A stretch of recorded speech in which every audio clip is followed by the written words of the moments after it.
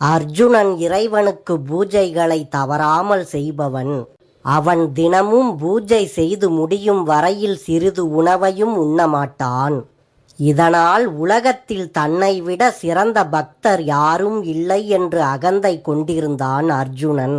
அர்ஜுனன் பீமனை பார்க்கும் போதெல்லாம் இவன் பூஜைகள் எதுவும் செய்வதில்லை, இவன் எந்நேரமும் தூங்குவதிலும் உணவை உண்பதிலும் ஆர்வம் காட்டுகிறான் என்று எண்ணி பீமனை நகைப்பான் அர்ஜுனன். இதனை அறிந்த கிருஷ்ணர் அர்ஜுனனிடம் இருந்த இந்த அகந்தையை போக்க எண்ணி சரியான சந்தர்ப்பத்திற்காக காத்திருந்தார். அப்போது பாரத போரில் தாங்கள் வெற்றி பெற வேண்டும் என நினைத்த அர்ஜுனன் அதற்கு வழிகாட்டுமாறு கிருஷ்ணனை கேட்டுக்கொண்டான். சிவபெருமானை சந்தித்து அவரின் ஆசி பெற்று வரலாம் வா என்று அர்ஜுனனை கைலை மலைக்கு அழைத்து சென்றார் கிருஷ்ணர். பனியால் மூடப்பட்டிருந்த கைலை மலைப்பகுதியில் புல் பூண்டு கூட முளைப்பது இல்லை. ஆனால் அந்த வழியெங்கும் மலர்கள் குவிந்த வண்ணமே இருந்தன. சிவகணங்கள் குவியும் அந்த மலர்களை அப்புறப்படுத்தி கொண்டே இருந்தார்கள்.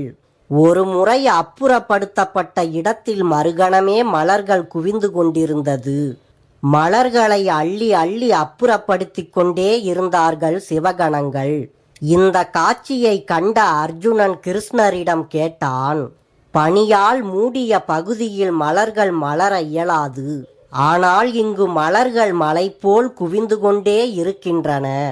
மலர்கள் தானாக எப்படி இங்கு வர இயலும்? இந்த காட்சி வியப்பாக உள்ளது, இது எப்படி என்று அவன் கிருஷ்ணரிடம் கேட்டான். அதற்கு கிருஷ்ணர் அர்ஜுனனிடம் கூறினார், இம்மலர்கள் இங்கு பூப்பவை அல்ல. பக்தன் ஒருவன் பூக்களை வைத்து இறைவனுக்கு பூஜிக்கிறான். அங்கு அவன் சமர்ப்பிக்கும் பூக்கள் அனைத்தும் இங்கு மலை போல் குவிகின்றன என்றார்.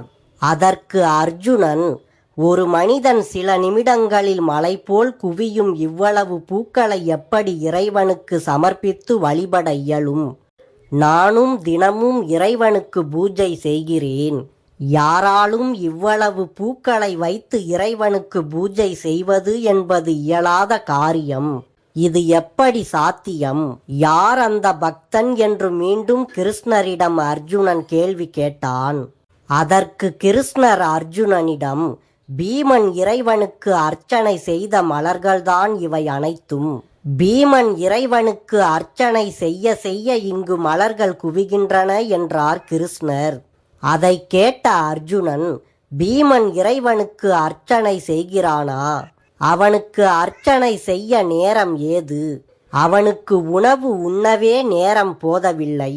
அப்படி இருக்கும்போது அவன் எப்போது அர்ச்சனை செய்தான்? அப்படியே பீமன் அர்ச்சனை செய்தாலும் அதை ஒரு நாளும் நான் பார்த்ததில்லை. நான் மட்டும் இல்லை, யாருமே அதை பார்த்தது இல்லை.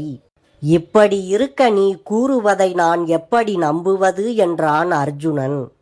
அதற்கு கிருஷ்ணர், அர்ஜுனா, பீமன் அர்ச்சனை செய்வதை யாரும் பார்க்கவில்லை, பார்க்கவும் முடியாது. ஏனென்றால் பீமன் உன்னைப் போல் மற்றவர்களைப் போல் இறைவனின் உருவத்தை வைத்துக்கொண்டு மந்திரங்கள் ஓதி மலர்கள் தூவி அர்ச்சனை செய்வதில்லை. அவன் செய்யும் பூஜைகள் அர்ச்சனைகள் அனைத்தும் மானசீகமானது. பீமன் தன் மனதிற்குள்ளேயே இறைவனை பூஜை செய்கிறான். அவன் எங்காவது போய்க் கொண்டிருக்கும் போது அவன் கண்ணில் பட்ட மலர்களை பார்த்து இவை தெய்வ அர்ச்சனைக்கு உரியவை ஆகட்டும் என்று மனதால் நினைப்பான். உடனே அந்த மலர்கள் அனைத்தும் இங்கே வந்து மலைமலையாக குவிந்துவிடும். மற்றவர்கள் நினைப்பது போல் பீமன் சாப்பிட்டு கொண்டிருப்பவன் அல்ல. அவன் சிறந்த தெய்வ பக்தன், ஆஞ்சநேயரின் அம்சம். ஆஞ்சநேயரின் ராம பக்தி உலகம் அறிந்தது. பக்தியில் பீமனோடு உன்னை ஒப்பிடும்போது நீ பக்தனே அல்ல. சிறந்த பக்தனான பீமனை நீ அடிக்கடி ஏளனம் செய்வதை நான் அறிவேன்.